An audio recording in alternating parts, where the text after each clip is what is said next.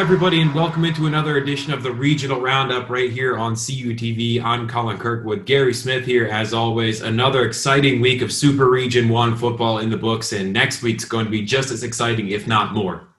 Oh, without a doubt. This is what you start in August for. This is what everybody looks for in August. You're pointing towards the last couple weeks of the season because the playoff picture is becoming a little more clear. And, Colin, this week we have some major matchups. Last week, not so much. Last week was like the appetizer, the bowl of peanuts you get at the steakhouse.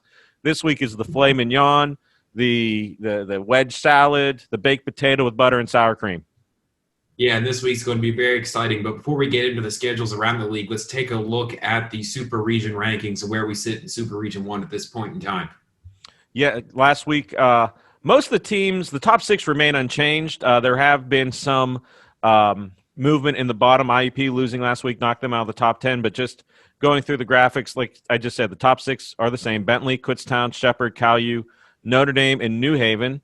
Moving up this week, Slippery Rock moves up to 7. Shippensburg is up to 8. And then, Colin, I believe we're going to talk about this. The GMAC, after last week we talked about them not being represented, suddenly have 2 teams in the top 10 with Tiffin and Findlay. But, again, I think the top 7, top 8 are probably the correct teams. Obviously, if Frostburg was eligible for the playoffs this year, they would definitely be probably 4, 5, or 6. But I think other than that, I think they got the right 6 or 7, maybe even 8 in the top 10 rankings.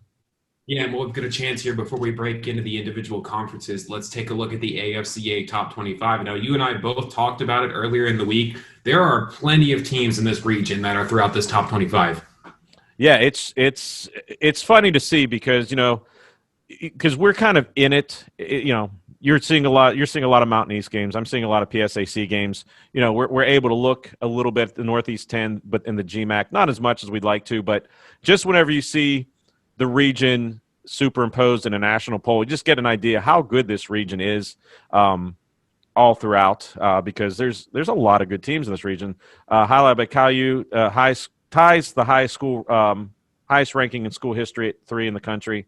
Notre Dame, number 8, Bentley, number 9. So that's 3 Super Region 1s in the top 10. And then Shepherd, Slippery Rock, and Kutztown are the next 11, 15, and 19. And then your Frostburg State Bobcats in at 20, and then making a return or debut into the regional or the national rankings, New Haven Chargers at 24. So a lot of representation in the Afca poll this week. Yeah, let's go ahead and move on into the PSAC and talk about the game you watched last week and what do you think is going to be important moving forward into this week. Well, I mean, last week there wasn't a lot of great games. There was a lot of chalk. The one upset, and it was you sent the text that was felt throughout Adamson Stadium with IUP losing to Edinburgh in a game that pretty much knocked IUP out of playoff consideration. Which is what kind of shook up the back half of the Super Region 1 rankings. But going into this week, there are 2 major games. First of all, we'll start in the East because the outcome of that game does not mean anything in terms of PSAC title game participation. Kutztown will be the PSAC East representative in the PSAC title game next week. But they have a big grudge matchup against Westchester. Westchester, had some preseason hopes.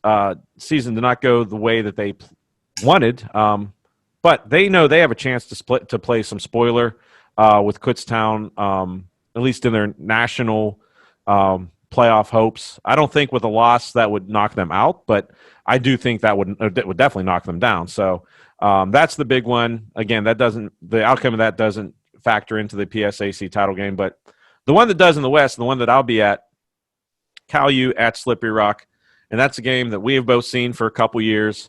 And basically, the winner gets into the PSAC title game. This is a game for the PSAC West title. If Caillou wins, they will play at Kutztown, and that would send Slippery Rock to Shepherd. So that would muddy their path to the NCAA playoffs because Shepherd's a team that will more than likely be in the NCAA playoffs. Should Slippery Rock win, they go to the title game against Kutztown, and Caillou goes to Bloomsburg. So a much easier path should Caillou lose. So I am anticipating just a great matchup. I know being around the Cal U squad as much as I am, seeing them win at IUP, I think that flipped a switch. Last week against Seton Hill, that first quarter they were up 28-0, and it was as dominant a performance as I've seen Cal U in a while. It just seems like the leadership of that squad has taken a step up, and they have elevated their game. Yeah, it's always just a marquee matchup, that Cal U and Slippery Rock game. It's always late in the year, the cold, and it's just that kind of game that you look forward to and you circle on your calendar every year because it's just going to be the ideal football game. And I'll tell you, the last time that I remember specifically, both times I should say, the last time we were there in 19, I mean, that came down to the wire. Cal U looking for an upset bid. They ultimately lost that one by a close margin. And then who can forget that 2017 overtime game at the Rock? Cal U in the top 10 in that one, and they fell in overtime off a long field goal attempt for the win. Yeah, games up there always are close, and I just watched the highlights from 2 years ago, which you provided the play-by-play, so it's good hearing your voice on the highlights from the past. But I think the one big difference and the one thing that could factor into this game, the run game for Cal U has not been there all year, has not been consistent. Now, on the other side, they have a lot of weapons on offense, receiving-wise. Noah Mitchell and his weapons are just, they're averaging, I think, 350-odd yards a game in the air. That's great. But if, we're in November football, the weather could be – I don't think the weather's going to be a factor in terms of precipitation, but you and I both know, and anybody that's seen a game at Mahalik-Thompson Stadium know that wind can be a factor on top of that hill. And – you're going to need to have, if not a dominant run game, you're going to have an effective run game to move those chains in the third and fourth quarter. Yeah, it's definitely going to be a very interesting one for sure, and I'm sure a lot of people are going to be paying attention to see what goes on in there. But now we can head on over to the Mountain East Conference and see different things that went on last week. There were a few decent games throughout the conference. UNC Pembroke went on the road, and they got the win over West Liberty in a close one, 27-17. Wheeling and Concord was a great one that I paid attention to throughout the entirety of the afternoon. 15-14, Wheeling gets another win, and their best season ever as a program. They continue to stack up the wins, most in school history, 15-14 over Concord. Yeah, and that's impressive because I remember when that program was starting, there was a lot of hope because Wheeling, I mean, that's a pretty big area. There's some good high schools in the area to draw from. So I think another team that is competitive in that area is going to be great because then you can have a built-in rivalry with West Liberty. Notre Dame is in that region. Then, there's a number of PSAC teams that are close to maybe for non-conference matchups. So it's always good to have better teams because iron sharpens irons in any conference. Yeah, and speaking of the standings for this conference here, Frostburg State and Notre Dame still tied at the top. They're both 8-1 overall, 7-1 in the conference. But really the big game coming up for this week that there may be a chance that finally breaks is Notre Dame will head down to Pembroke, North Carolina. And Pembroke, North Carolina has already been a tough place for conference opponents this year. Charleston fell victim there on the road. They were in the regional rankings. We talked about them a few weeks ago, and they suffered that loss. Upset style, 21-14 to UNCP. And the Braves play a different brand of football when they're at home. Well, and the other thing, too, being at home is one thing, but that is a long trip from Euclid, Ohio to Pembroke, North Carolina. And I don't care if you have the nicest buses on earth, that's still going to take a toll. I'm going to assume that Notre Dame will probably drive down Friday, that most teams would do that for that amount of trip. But, those are big guys on small buses going into hostile territory. And again, Pembroke's a team that's going to want to play spoiler because they know if they come out with a win, A, that could throw a wrench into the regional rankings, and B, that will help determine the champion of the MEC this year. I don't think we'll see them appear in the regional rankings throughout the remainder of this one. They are fourth in the conference right now.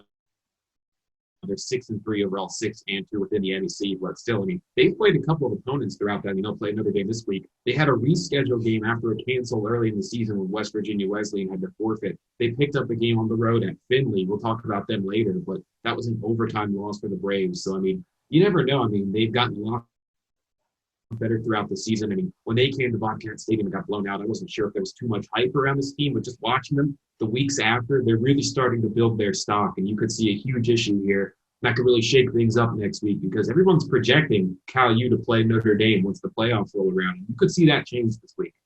Yeah, and that's one of the things is we've been looking at these key matchup graphics on and off. There's a lot of teams that are playing one another in the top 10. So there's going to be a lot of movement next week, and I do not envy the regional committee to try and put those teams in any order after this week, because like I said, Cal U Slippery Rock is going to affect the regional rankings.